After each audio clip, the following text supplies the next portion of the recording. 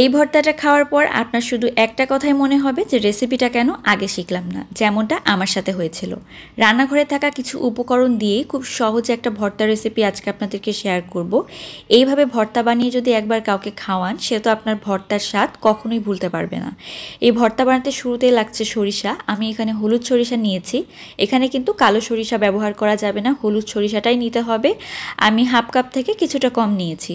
তো সরিষাটাকে একটু পানি দিয়ে ভালো করে বেটে নিতে হবে, একদম মিহি করেই কিন্তু বাটতে হবে।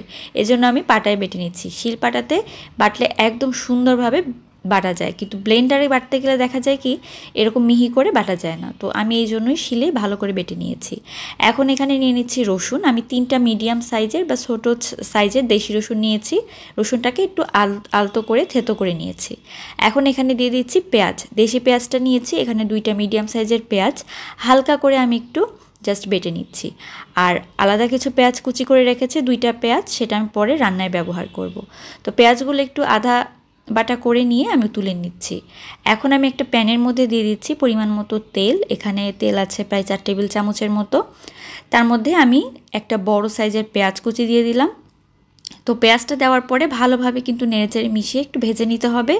এরপর আমি ওই যে রসুনটা বেটে রেখেছিলাম, মানে আদা বাটা করে রেখেছিলাম, সেটা দিয়ে দিলাম।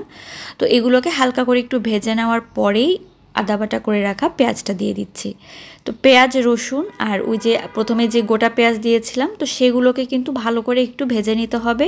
যখনই লাল লাল হয়ে আসবে তখন এখানে সরিষা বাটাটা দিয়ে দিতে হবে। তো সরিষা বাটায় কিন্তু আমি লবণ ব্যবহার করিনি, এখানে হলুদ সরিষাটা ব্যবহার করেছি, কারণ এটা তেতো ভাবটা কম থাকে। কালো সরিষা নিলে সরিষার পরিমাণ অনেক কম নিতে হবে। তো সরিষা দেওয়ার পরে একটু ভালোভাবে নেড়েচেড়ে হালকা ভেজে নিয়ে তারপর হাফ কাপ পরিমাণ পানি কিন্তু আমি এখানে দিয়ে দিচ্ছি। পানিটা দেওয়ার পরে এখন ভালোভাবে নেড়ে আমি আরও একবার মিশিয়ে নিচ্ছি। তারপর দিয়ে দিব হাফ চামচের মতো হলুদ, 1 টেবিল চামচের মতো শুকনো মরিচের গুঁড়া আর স্বাদ মতো লবণ আমি এখানে হাফ চামচের মতো ব্যবহার করেছি। আপনারা আপনাদের স্বাদ মতো কমিয়ে বা বাড়িয়ে নেবেন। তো এখন সব কিছুকে ভালোভাবে নেড়েচেড়ে মিশিয়ে নিতে হবে। আর মরিচের পরিমাণটা একটু বাড়িয়ে দিবেন, যে কোনো ভর্তায় ঝালের পরিমাণটা একটু বেশি হলে কিন্তু খেতে ভালো লাগে। এখন যেটা করতে হবে, এটাকে নেড়ে নেড়ে মিশিয়ে নিয়ে একদম ভাজা ভাজা করে নিতে হবে। আর যে পানিটা আছে সেটাকেও কিন্তু শুকিয়ে নিতে হবে, যতক্ষণ না পর্যন্ত নিচের দিকে একটু লেগে আসবে আর একদম ভাজা ভাজা হয়ে রঙটা পরিবর্তন হয়ে না আসছে, ততক্ষণ পর্যন্ত কিন্তু এভাবে এটাকে ভাজতে হবে। তো দেখতে পাচ্ছেন অনেকটাই কিন্তু পানিটা শুকিয়ে গিয়েছে আর কালারটা কত সুন্দর চলে এসেছে।